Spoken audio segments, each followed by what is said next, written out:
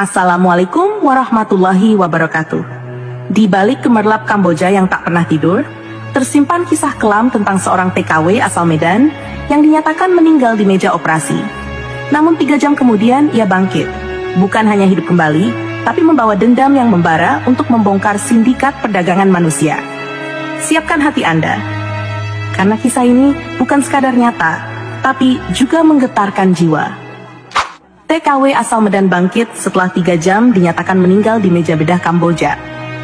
Namanya Murni Burger Siregadis, berusia 27 tahun asal Medan. Ia berangkat ke luar negeri bukan karena impian, tapi karena keterpaksaan. Ayahnya sakit-sakitan, ibunya sudah lama meninggal dan adiknya masih kecil-kecil.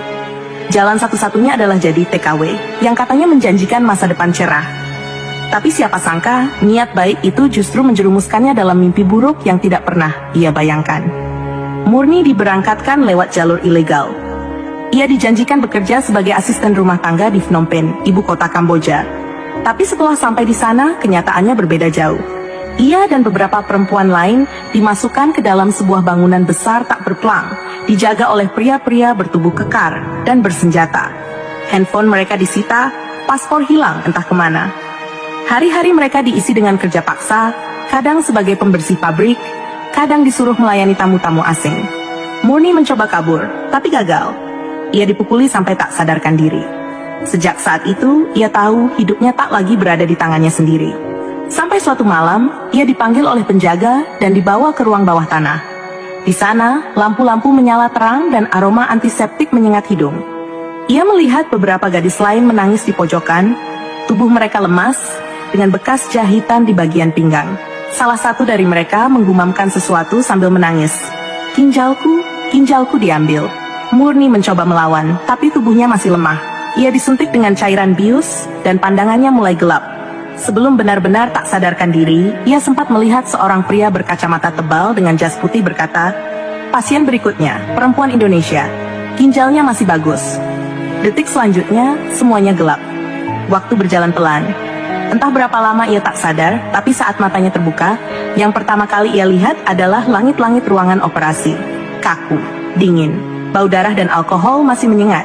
Tapi anehnya, tidak ada satupun orang di ruangan itu. Tubuhnya kaku. Selang masih menempel di lengan. Tapi yang paling membuatnya ngeri adalah kain putih menutupi seluruh tubuhnya. Murni tersentak. Ia hidup. Tapi, kenapa dirinya sudah ditutup kain putih seperti mayat? Ia mencoba bergerak.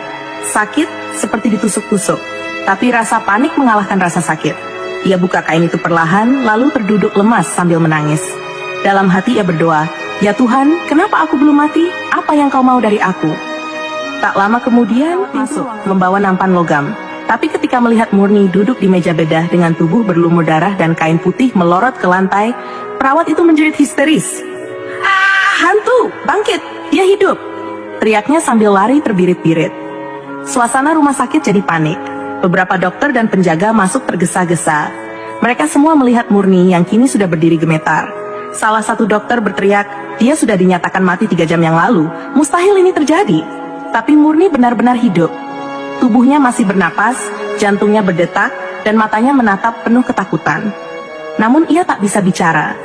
Tenggorokannya seperti terbakar, kering dan perih. "Bawa dia ke ruang observasi, cepat!" kata seorang dokter. Namun saat mereka mendekat untuk menangkapnya, Murni berteriak dengan sisa tenaga. Suaranya menggelegar seperti bukan miliknya sendiri. "Jangan dekati aku!" Semua orang terkejut. Salah satu lampu di ruang itu mendadak pecah. AC berhenti. Ruangan terasa panas dan dinding seperti bergetar. Seorang penjaga sampai jatuh terduduk karena shock. Dokter pun langsung menarik mundur semua orang. Murni menangis keras. Ia sendiri tidak tahu apa yang terjadi pada tubuhnya. Tapi ia sadar, ada sesuatu yang berubah dalam dirinya. Sesuatu yang bukan miliknya, tapi kini ada di dalam dirinya. Malam itu, seorang perempuan tua masuk ke ruangan Murni diam-diam. Ia mengenakan pakaian serba hitam dan membawa botol kecil berisi minyak wangi dan daun-daunan kering. Wajahnya penuh keriput, tapi tatapannya tajam. Perempuan itu berkata dengan logat Melayu campur Kamboja, "Kau tak seharusnya bangkit, nak. Tapi kau dilindungi sesuatu yang tak bisa kami sentuh." Murni hanya bisa menatap bingung. Ada kekuatan yang menjaga tubuhmu, bukan dari dunia ini, mungkin dari tanah asalmu, Indonesia. Perempuan itu mengoleskan minyak ke dahi Murni dan berbisik, "Jangan tunjukkan bahwa kau kuat, pura-pura lemah, karena mereka akan mencarimu lagi." Murni mengangguk pelan. Sejak hari itu, ia dipindahkan ke ruang isolasi dan dijaga ketat. Tapi para dokter dan penjaga kini memperlakukannya dengan ketakutan, bukan lagi sebagai korban. Mereka pikir Murni kerasukan atau makhluk dari dunia lain. Padahal ia hanya ingin pulang ke kampung halamannya di Medan. Hari-hari berikutnya penuh ketegangan. Murni berpura-pura lemah, tapi diam-diam ia memperhatikan semua celah bangunan itu. Ia mulai mengingat wajah-wajah korban lain, nama-nama mereka, bahkan lorong-lorong yang bisa dipakai kabur. Ia tak sendiri. Ada kekuatan yang membangkitkannya kembali, dan kekuatan itu membuatnya merasa ia punya misi. Ia harus menyelamatkan yang lain. 3 hari kemudian, saat penjaga sedang lengah karena mati lampu, Murni keluar dari ruang isolasi dengan hati-hati. Ia sudah tahu semua rute, bahkan tempat para perempuan disekap. Saat pintu itu terbuka, para gadis menangis. Mereka mengira Murni sudah mati. Tapi Murni hanya berkata pelan, "Aku masih hidup, dan malam ini kita semua akan keluar dari neraka ini." Suasana malam itu sunyi, hanya suara gemeretak kabel listrik dan rintik hujan di luar yang terdengar. Murni berdiri di depan pintu besi tempat para perempuan disekap. Tubuhnya masih bergetar, tapi matanya menyala. Bukan karena keberanian semata, tapi karena rasa sakit yang sudah berubah menjadi tekad bulat. Gadis-gadis itu tak percaya. Wajah mereka pucat, rambut acak-acakan, beberapa tubuhnya dipenuhi bekas luka dan lebam. Tapi ketika mereka melihat Murni, yang katanya sudah mati, berdiri dengan wajah penuh luka, namun mata bersinar harapan, sebagian dari mereka mulai bangkit perlahan. "Murni, kamu hidup?" lirih seorang gadis asal Surabaya yang sempat sekamar dengan Murni seminggu sebelumnya. "Ya, aku masih hidup, dan kalian juga harus hidup," jawab Murni pelan namun tegas. Tanpa membuang waktu, ia meminta semua orang tetap diam dan bergerak cepat. "Aku hafal jalur keluar, tapi kita harus jalan satu-satu, jangan ramai. Mereka pikir aku kerasukan atau makhluk halus. Kita pakai ketakutan mereka untuk kabur." 12 perempuan dari ruangan penyekapan itu. Ada yang masih lemas, ada yang harus digendong bergantian. Tapi semangat mereka mulai tumbuh, seperti bara yang mulai disulut kembali. Di lorong belakang gedung itu, ada satu pintu kecil yang biasa dipakai petugas membuang limbah medis. Pintu itu dijaga hanya oleh satu orang tua, berusia sekitar 50 tahun. Tapi malam itu, karena listrik padam dan kabar hantu bangkit masih jadi pembicaraan hangat, penjaga itu mabuk ketakutan di pojokan, memeluk jimat dan komat kamit membaca doa. Murni dan rombongan lewat dengan cepat. Namun ketika mereka hampir keluar, tiba-tiba suara sirine darurat berbunyi nyaring dari dalam gedung. Salah satu dari mereka tak sengaja menjatuhkan alat medis yang berbunyi nyaring. "Cepat!" teriak Murni, menarik salah satu temannya yang jatuh karena kakinya luka.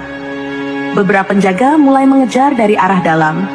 Murni menggertakkan gigi, lalu menoleh ke belakang dan melihat sesuatu yang tak masuk akal. Lampu di sepanjang lorong mendadak padam satu persatu, seolah ada yang ikut membantu mereka kabur. Saat mereka keluar dari pintu belakang, seorang pengemudi tuk-tuk yang biasa disuruh antar obat, sedang duduk merokok di dekat tempat sampah. Ia kaget bukan main melihat rombongan perempuan luka-luka keluar dari tempat itu. "Jangan teriak, Bang. Kami butuh bantuan," kata Murni dengan nada memohon, tapi tatapannya serius. Mungkin karena iba, atau mungkin karena ia juga takut dengan apa yang terjadi, pria itu mengangguk. "Naik semua, kita cari tempat aman dulu." Mereka menumpang tuk-tuk itu ke pinggiran kota Phnom Penh, di sebuah rumah kecil milik wanita tua yang sebelumnya pernah menolong Murni diam-diam di rumah sakit. Mereka ditampung. Wanita tua itu yang dikenal dengan nama Bu Sokha membalut luka-luka mereka dan memberi mereka makan. "Tidak semua orang Kamboja jahat," kata Bu Sokha dengan suara lembut. Murni menunduk dan menangis di pangkuan wanita itu. "Aku cuma ingin pulang." Keesokan harinya, kabar tentang perempuan Indonesia yang hidup kembali dari kematian dan membawa kabur tawanan tersebar di kalangan bawah tanah. Beberapa sindikat geger. Mereka menganggap Murni bukan manusia biasa. Tapi justru karena itu, mereka makin berbahaya. Mereka takut Murni akan membuka rahasia jaringan perdagangan organ manusia lintas negara itu. Salah satu orang penting dalam jaringan tersebut, pria botak dengan bekas luka di pipi bernama Tan Thien, memerintahkan pencarian besar-besaran. Hidup atau mati, perempuan itu harus ditemukan. Kalau bisa, ginjalnya tetap utuh, katanya dingin. Murni tahu mereka tak akan tinggal diam. Ia mengajak dua temannya, Ayu dan Lilis, untuk mencari kedutaan besar Indonesia. Tapi mendekat kantor itu tidak mudah. Lokasinya dijaga, dan wajah-wajah mereka sudah tersebar di banyak titik lewat foto yang diambil saat disekap. Namun di tengah ketegangan itu, Murni mulai merasakan sesuatu yang aneh di tubuhnya. Bekas jahitan di pinggang tidak terasa sakit seperti biasanya. Bahkan saat ia jatuh dan terbentur keras, ia tidak terluka. Ayu yang melihat itu berkata, "Murni, kamu kayak kebal." Murni tak menjawab. Tapi diam-diam ia merasa tubuhnya berubah. Ia bisa merasakan detak jantung orang dari kejauhan. Bisa membaca arah angin seperti insting hewan. Bahkan suatu malam saat mereka terdesak dan bersembunyi di semak-semak, ia bisa membuat anjing penjaga mendadak berhenti menggonggong hanya dengan menatapnya. Lilis berbisik pelan, "Murni, kamu bukan cuma selamat, kamu bawa sesuatu dari kematian waktu itu." Murni menatap langit malam. "Mungkin aku sudah mati, tapi ada yang membangkitkanku untuk alasan yang lebih besar dari sekadar bertahan hidup." Hari ketujuh, mereka berhasil menyusup ke kantor penghubung LSM yang bekerja sama. Murni bertemu dengan relawan Indonesia yang langsung menangis melihat kondisi mereka. Kalian disangka hilang. Keluargamu cari. Ini fotomu viral di Medan," kata perempuan itu sambil menunjukkan ponsel. Air mata Murni langsung tumpah. Tak butuh waktu lama, kasus ini mencuat ke media internasional. Pemerintah Indonesia turun tangan. Operasi penyelamatan dilakukan. Namun pihak sindikat juga bergerak cepat menghapus jejak. Beberapa bukti dibakar, beberapa korban dipindahkan, tapi keberadaan Murni menjadi kunci. Ia tahu tempat, nama, jalur, dan bahkan dokter yang mengambil organ. Dan anehnya, semua kenangan itu tertanam kuat dalam otaknya, seolah-olah tubuhnya merekam segalanya seperti kamera. Namun, semua belum berakhir. Malam menjelang pemulangan ke Indonesia, seseorang dari pihak LSM masuk dengan wajah panik. "Mereka tahu kalian di sini, kita harus pindah sekarang." Murni menatap cermin. Wajahnya sudah berbeda, lebih tegas, lebih kuat. Tapi di balik itu, ada bisikan dari dalam dirinya. "Kau belum selesai, Murni." Hujan turun pilan saat Murni menatap keluar jendela kamar sempit di kantor LSM tempat ia berlindung. Matanya sembab, tapi bukan karena lelah.